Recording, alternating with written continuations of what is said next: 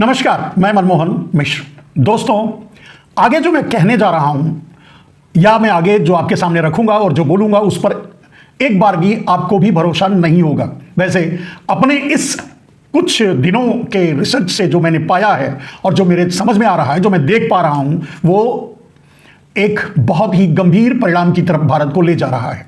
लेकिन अभी जो राजनीतिक बातें, जो राजनीतिक घटनाएं होगी, उसमें पहली घटना है अगले संसद सत्र में जो अभी आने वाला है, शुरू होने वाला है। इस संसद सत्र में ही संसद भंग हो जाएगी। नरेंद्र मोदी खुद करेंगे या कोई और प्रक्रिया होगी जिससे संसद भंग करना पड़ेगा या संसद भंग करना मजबूरी होगी, या ये नरेंद्र मोदी करेंगे या किसी और कारणवश होगा, लेकिन संसद भंग होगी इसी सत्र में। दूसरी बड़ी बात और गंभीर बात, मेरे दोस्त, मध्यावधि चुनाव के लिए पूरे देश को तैयार रहना चाहिए, पूरे विपक्ष को तैयार रहना चाहिए। और मैं समझता हूं कि इस बात को विपक्ष भी समझने लगा है, वो चुनाव की तैयारी कर चुका है। मध्यावधि चुनाव 2026 में ही होगा। मध्यावधि चुनाव अगर इस सत्र में संसद भंग होती है तो अगले 6 महीने के अंदर चुनाव करवाना ही पड़ेगा। कहने का मतलब यह है कि अभी फरवरी चल रहा है, मार्च, सितंबर अक्टूबर तक चुनाव करवाना पड़ेगा। आप खुद अंदाजा लगा सकते हैं। और ये होकर ही रहेगा। ये कोई प्रेडिक्शन नहीं है, ये कोई ज्योतिषवाद नहीं है।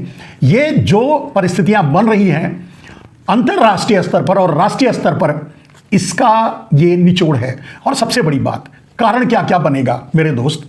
सबसे पहले तो जो संकेत नरेंद्र मोदी खुद दे रहे हैं कि संसद भंग होने जा रही है और आगे की राजनीति नरेंद्र मोदी के हाथ से निकलने वाली है, ये नरेंद्र मोदी ने खुद संकेत दिया किसी जगह भाषण देते समय, नंगी बातें करके, मतलब नंगे और नंगे की बातें करके। आपको पता ही होगा, कांग्रेस पार्टी के कुछ कार्यकर्ता एआई समिट के सामने प्रदर्शन करते हैं और वो कपड़ा उतार कर प्रदर्शन करते हैं। खैर, इन्होंने क्या क्या किया और कब कब किया उस बात पर नहीं जाता। भारतीय जनता पार्टी ने कब कब कहां क्या क्या किया है, इस पर जाने से लंबा वीडियो होगा, जाने दीजिए। लेकिन नरेंद्र मोदी का अगर एक प्रधानमंत्री के रूप में नरेंद्र मोदी खुद को अगर प्रधानमंत्री मानते हैं तो मानते नहीं है, उन्हें भी पता है कि वो प्रधानमंत्री नहीं है, कोई और देश को चला रहा है, ये उन्हें अच्छी तरह मालूम है। वो खुद एक मजबूर आदमी है। भारतीय इतिहास में जब से भारत आजाद हुआ है तब से लेकर के नरेंद्र मोदी जैसा कोई भी कायर और किसी भी निर्णय पर न पहुंचने वाला प्रधानमंत्री कोई हुआ ही नहीं था। और सर से पांव तक झूठ के अलावा कुछ भी नहीं। खुद का मंत्रालय भी, खुद की पार्टी भी।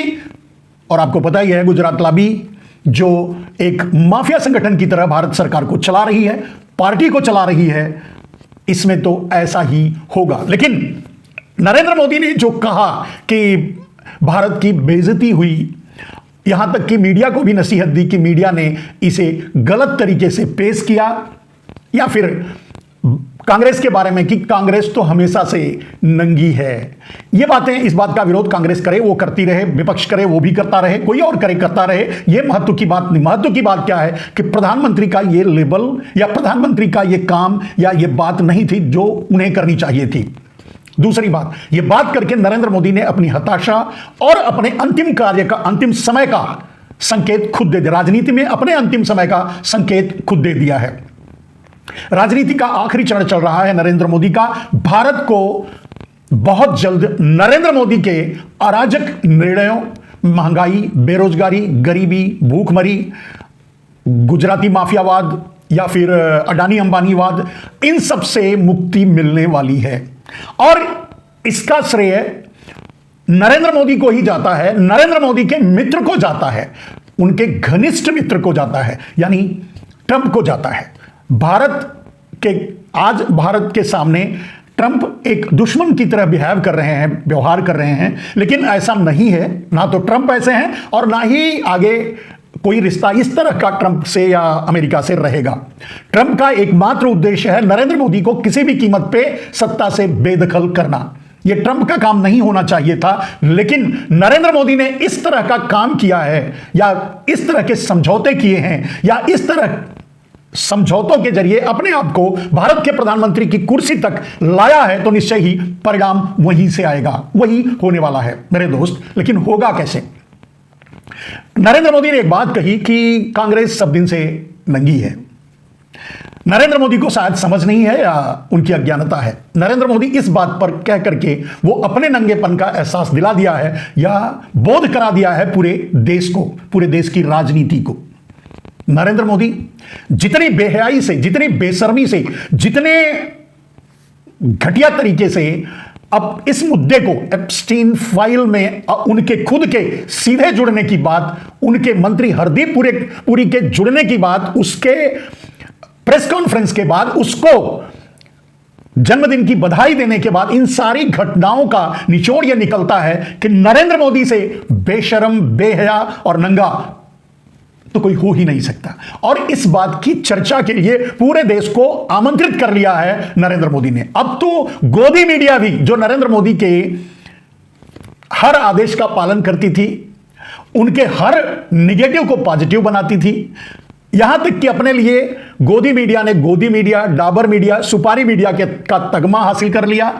क्या नहीं किया गोदी मीडिया ने, उस मीडिया से भी अब नाराज है, या उस मीडिया ने भी नरेंद्र मोदी को अब आईना दिखाना शुरू कर दिया है, क्योंकि अब आखिरी राजनीति में नरेंद्र मोदी का आखिरी वक्त आ गया है। मेरे दोस्त, कारण क्या क्या बनेंगे? पहला कारण, इस बात को गंभीरता से समझिए, एप्स्टीन फाइल में नरेंद्र मोदी का संबंध और सीधे आरएसएस का एप्स्टीन फाइल, एप्स्टीन जाफरी से इन्वॉल्वेशन आगे जो चलकर सामने आएगा, ये सारी बातें नरेंद्र मोदी को प्रधानमंत्री की कुर्सी छोड़ने के लिए मजबूर कर देगी। ये पहला कारण होगा।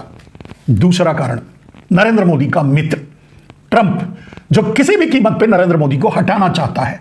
टैरिफ, ये वो अमेरिका है, वहां की अदालत भी उस अपने दुनिया के सबसे बड़े पावरफुल नेता ट्रंप, कम से कम उस कुर्सी पर बैठे रहने के बाद तो है ही, ट्रंप के खिलाफ, उसके नीतियों के खिलाफ फैसला दे सकती है। शायद वो भारत में शक्ति नहीं है, भारत में वो हिम्मत नहीं है, चाहे जो भी हो। लेकिन अब वो ट्रंप इतनी आसानी से नहीं मानेगा और 100 रास्ते खोलेगा नरेंद्र मोदी पर, नरेंद्र मोदी को झुकाने के लिए, नरेंद्र मोदी को प्रधानमंत्री की कुर्सी से हटाने के लिए।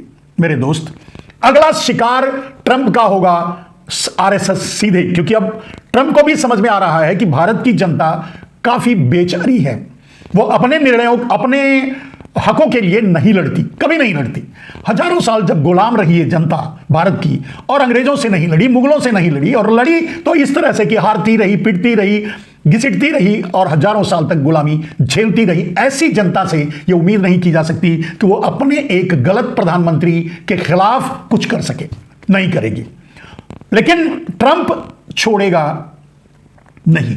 नरेंद्र मोदी चाहे कितना ही ट्रंप के चरणों में सर झुका लें, चरणों में पड़े रहें, उसका एक भी जवाब नहीं दें, चाहे जो भी कर लें, लेकिन जब तक नरेंद्र मोदी प्रधानमंत्री की कुर्सी छोड़ेंगे नहीं, तब तक ट्रंप छोड़ेगा नहीं। अगला और कौन सा वार करेगा? मेरे दोस्त, मैंने कहा कि ट्रंप आरएसएस पर अब वार करेगा। मैंने कहा कि ट्रंप को यह समझ में आ रहा है कि जितनी भी फाइलें रिलीज की गई हैं, इतने में दुनिया में दूसरे देशों में बवाल मचा हुआ है, लेकिन भारत के लोगों को कोई फर्क नहीं पड़ता, क्योंकि यहां की मीडिया कुछ और बन चुकी है।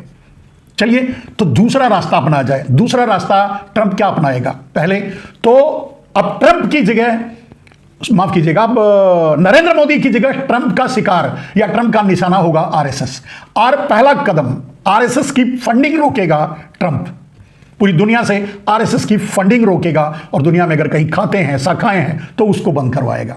दूसरा कदम, आरएसएस को मेरी जो सोच कहती है, ये मैं सोच के आधार पर और जो परिस्थितियां बन रही हैं और घटनाएं हो रही हैं उसके आधार पर कह रहा हूं कि ट्रंप, जिस तरह से ट्रंप पाकिस्तान से का पक्ष ले रहा है, या जो भी भारत का विरोध कर रहा है उसका साथ दे रहा है, इससे यह साफ साबित होता है कि आगे चल करके नरेंद्र मोदी पर शिकंजा कसने के लिए, नरेंद्र मोदी को कुर्सी से हटाने के लिए अगला कदम ट्रंप का होगा कि वो आरएसएस पर बैन लगाएगा। आरएसएस पर बैन लगाने का अधिकार उसका नहीं है, ट्रंप का, लेकिन आरएसएस पर भारत में बैन लगे या ना लगे, ट्रंप आरएसएस को पूरी दुनिया में आतंकवादी संगठन घोषित करवाएगा। और ऐसी कुछ घटनाएं हुई हैं विगत में, जिनका आरोप घुमा फिरा करके आरएसएस पर लगा है।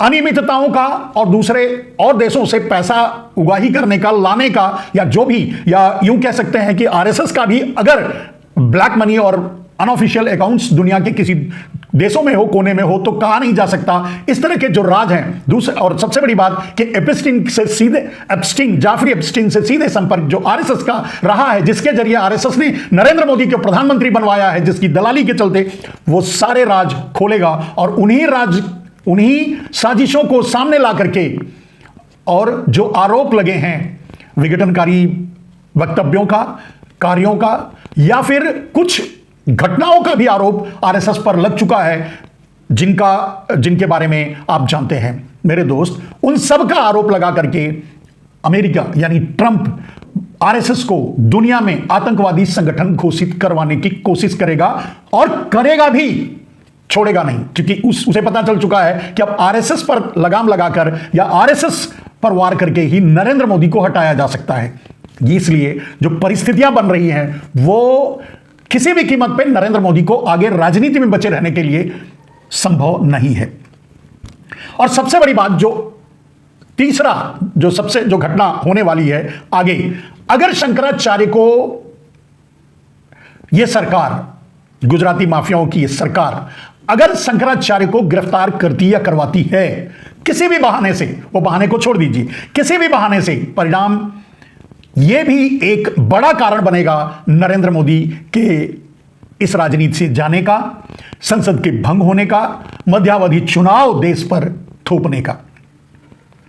एप्स्टीन फाइल का पीछा नरेंद्र मोदी का इस तरह से नहीं छूटेगा। नरेंद्र मोदी ने बेशर्मी से कांग्रेस को नंगा तो बता दिया, लेकिन जिस नंगाई से, जिस नंगेपन से, जिस बेशर्मी से, जिस बेहयाई से नरेंद्र मोदी ने एप्स्टीन फाइल पर अपना रिएक्शन नहीं दिया है, मौन रह करके अपने नंगेपन की सारी पराकाष्ठाएं तोड़ दी है नरेंद्र मोदी ने, अपने बेशर्मी की सारी पराकाष्ठाएं तोड़ दी है नरेंद्र मोदी ने, क्योंकि यह बात अब कहने सुनने की नहीं रही, प्रमाणित करने की, बोलने की नहीं रही। कोई बोले या ना बोले, सच तो यही है कि हरदीप पुरी नरेंद्र मोदी के लिए ही, आरएसएस के लिए ही 2014 के पहले से एप्स्टीन से जुड़ा रहा, उसकी दलाली से भारत में पैसे लाता रहा, भारतीय जनता पार्टी को फंडिंग करवाता रहा, नरेंद्र मोदी के प्रमोशन में, प्रधानमंत्री बनने की प्रक्रिया के प्रमोशन में फंडिंग करवाता रहा, दलाली करता रहा, अंतर्राष्ट्रीय स्तर पर के लोगों से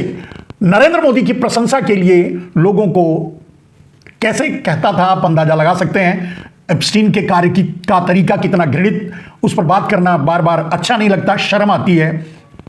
उस आदमी का नाम लेना पड़ता है नरेंद्र मोदी के बारे में बताने के लिए, तब भी काफी शर्म महसूस होती है। और जिस आदमी का, आपके प्रधानमंत्री का, जिसका रिश्ता सीधे जाफरी एप्स्टीन से जुड़ता है, वो बेशर्मी से दूसरे को नंगा कहता है और कोई एक्शन नहीं लेता, ना तो हरदीप पुरी पर, कोई जवाब नहीं देता अपने उन कार्यों पर। इससे यह साबित होता है कि एक नंगा आदमी दूसरे को नंगा तो कह सकता है, झूठ, लेकिन अपनी नंगाई पर बात नहीं होने देना चाहता और नहीं कर सकता। अगर नरेंद्र मोदी में इतनी हिम्मत होती, नरेंद्र मोदी दमदार नेता होते, नरेंद्र मोदी में कहीं सच्चाई होती, नरेंद्र मोदी अगर सर से पांव तक झूठे नहीं होते, तो जहां जिस मंच से उन्होंने कांग्रेस को नंगा कहा, वहां एप्स्टीन फाइल पर, जाफरी एप्स्टीन के मुद्दे पर वो जरूर बोलते, सफाई देते, या कम से कम हरदीप पुरी पर कार्रवाई करके कुछ तो लोगों को संतुष्ट करने की कोशिश करते, जबकि उससे कुछ होने वाला नहीं है। क्योंकि जैसे ही नरेंद्र मोदी हरदीप पुरी पर हाथ डालेंगे, वैसे ही हरदीप पुरी फट पड़ेगा, वो सारे राज उगल देगा, क्योंकि हरदीप पुरी को भी अमेरिका का सपोर्ट है। वो American agency, American organisations, America की सरकार, अमेरिका के सरकार द्वारा नियुक्त जाफरी एप्स्टीन जैसा दलाल से जुड़कर ही ये घटनाएं घटी हैं कि नरेंद्र मोदी भारत के सबसे, मतलब मानवीय अयोग्यता, मतलब उनमें, नरेंद्र मोदी में अगर देखा जाए तो एक मानवीय योग्य भी नहीं है, मानव के योग्य भी नहीं है, और उन्हें भारत का प्रधानमंत्री बना देता है इन शातिरों ने, दुनिया के शातिरों ने मिलकर के। और उसका परिणाम भारत कम से कम नहीं कुछ तो 50 साल पीछे चला जाता है, अपने विकास में, अपनी शिक्षा में, अपने स्वास्थ्य में। और आप देख रहे हैं आज नरेंद्र मोदी के लिए एक और सबसे बड़ा कारण बनेगा उनके अगले सत्र में इस्तीफा देने या संसद को भंग करने का सबसे बड़ा एक और बड़ा कारण बनेगा, वो है किसानों के लिए, किसानों के गले में फंदा जो ट्रंप के साथ डील करके डाला है, वो शांत होने वाला नहीं, वो चुप होने वाला नहीं है। किसान समझ चुके हैं। वो डील अमेरिका की अदालत ने रद्द किया है, लेकिन ट्रंप नहीं मानेगा। ट्रंप दूसरे तरीके से भारत को इसी मुद्दे पर घेरेगा, दबाएगा, दबाव डालता रहेगा, बेइज्जत करता रहेगा जब तक नरेंद्र मोदी प्रधानमंत्री की कुर्सी पर बैठे रहेंगे। मैंने कहा मेरे दोस्त, ट्रंप का अगला शिकार आरएसएस बनेगा। अब देखना यह है कि आरएसएस अपने आप को बचाता है या फिर नरेंद्र मोदी का साथ दे करके भारतीय जनता पार्टी और आरएसएस खुद को खत्म करता है, तबाह करता है। यह देखने की बात होगी मेरे दोस्त। घटनाक्रम में जो बातें आपके सामने रखी, जो बातें बताई, उसका परिणाम जो है वो है मध्यावधि चुनाव। इसके बाद इन घटनाओं में यह भी हो सकता है कि मोदी देश छोड़कर चले जाएं बिना किसी सूचना के।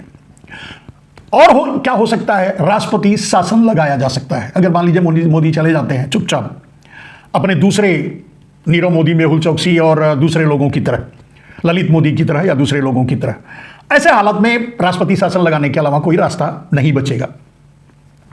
या फिर नरेंद्र मोदी ढिठाई करके जो ताकत इकट्ठा किया है अडानी के जरिए, भारत की सारी संपत्ति जो अडानी के हवाले किया है, या कहने का मतलब अडानी ग्रुप में जो पूरे देश की ताकत को एकीकृत किया है, उस ताकत से के बल पे लड़ने के लिए नरेंद्र मोदी भारत में इमरजेंसी भी लगा सकते हैं।